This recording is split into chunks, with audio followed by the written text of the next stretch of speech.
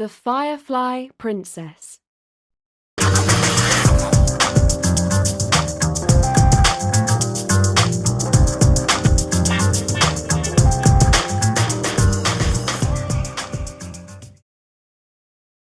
In Japan, the night flies emit so brilliant a light and are so beautiful that ladies go out in the evenings and catch the insects for amusement. They imprison them in tiny cages made of bamboo threads and hang them up in their rooms or suspend them from the eaves of their houses. At their picnic parties, the people love to sit on August evenings, fan in hand, looking over the lovely landscape spangled by 10,000 brilliant spots of golden light. Each flash seems like a tiny blaze of harmless lightning. One of the species of night flies, the most beautiful of all, is a source of much amusement to the ladies. Hanging the cage of glittering insects on their verandas, they sit and watch the crowd of winged visitors attracted by the firefly's light. What brings them there? Let this love story tell. On the southern and sunny side of the castle, the water in the moat had long ago become shallow, so that lotus lilies grew there luxuriantly. Deep in the heart of one of the great flowers, whose petals were as pink as the lining of a seashell, lived the king of the fireflies, Hio, whose only daughter was the lovely princess Hotaru Hime. While still a child, the princess was carefully kept at home within the pink petals of the lily, never going even to the edges except to see her father fly off on his journey. Dutifully, she waited until of age, when the fire glowed in her own body and shone, beautifully illuminating the lotus, and its light at night was like a lamp within a globe of coral. Every night her light grew brighter and brighter, until at last it was as mellow as gold. Then her father said, "My daughter is now of age to marry. She may fly abroad with me sometimes, and when the proper suitor comes, she may wed whom she will." So Hotaru Hime flew in and out among the lotus lilies of the moat, then into rich rice fields, and at last far off to the indigo meadows. Whenever she went, a crowd of admirers followed her, for she had the singular power of attracting all the night-flying insects to herself. But she cared for none of them, and though she spoke politely to all, she gave encouragement to none. One night, she said to her mother, the queen, "I have met many admirers, but I don't wish a single one to be my husband. Tonight I shall stay at home, and if any of them love me truly, they will come and pay me court here. Then I shall give them an impossible task. If they are wise, they will not try to perform it. And if they love their lives more than they love me, I do not want any of them. Whoever succeeds may have me for his bride." "As you wish, my child," said the Queen Mother, who dressed her daughter in her most resplendent robes and set her on her throne in the heart of the lotus. Then she gave orders to her bodyguard to keep all suitors at a respectful distance, lest some stupid bug, dazzled by the light, should approach too near and hurt the princess or shake her throne. No sooner had twilight faded away than forth came the golden beetle, who stood on a flower, and bowing said, "I am Lord Green Gold.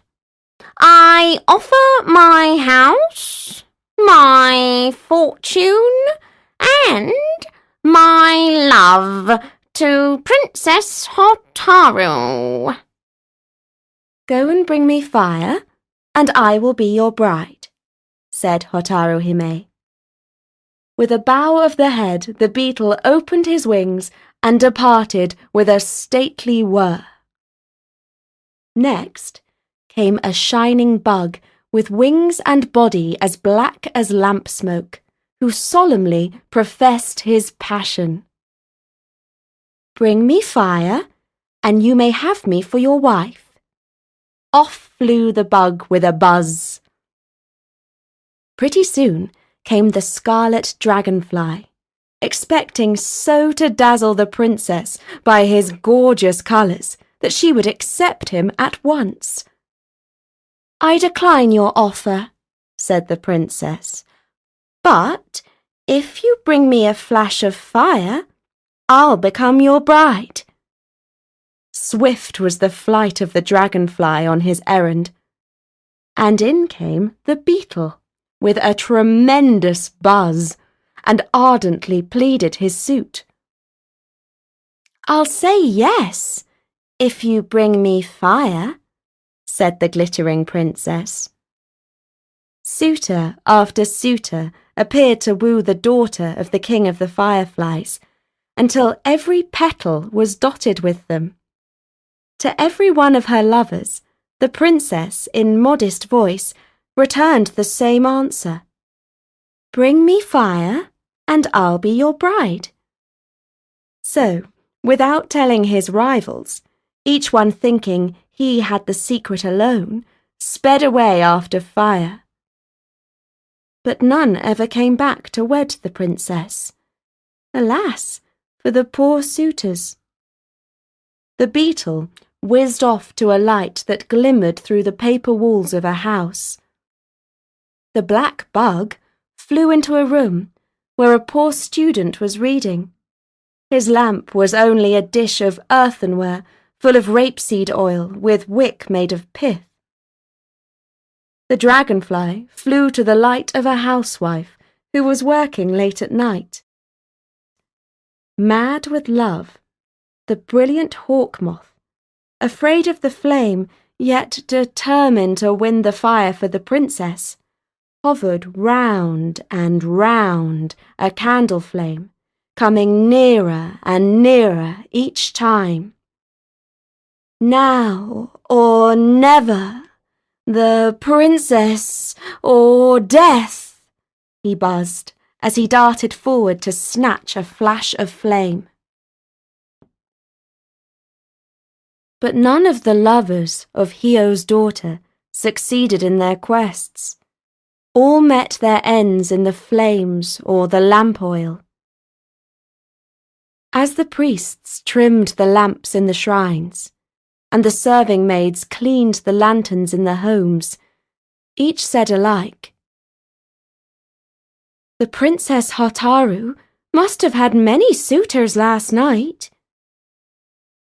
The next day was one of great mourning, and there were so many insect funerals going on that Himaro, the prince of the fireflies, on the north side of the castle moat, asked after the cause.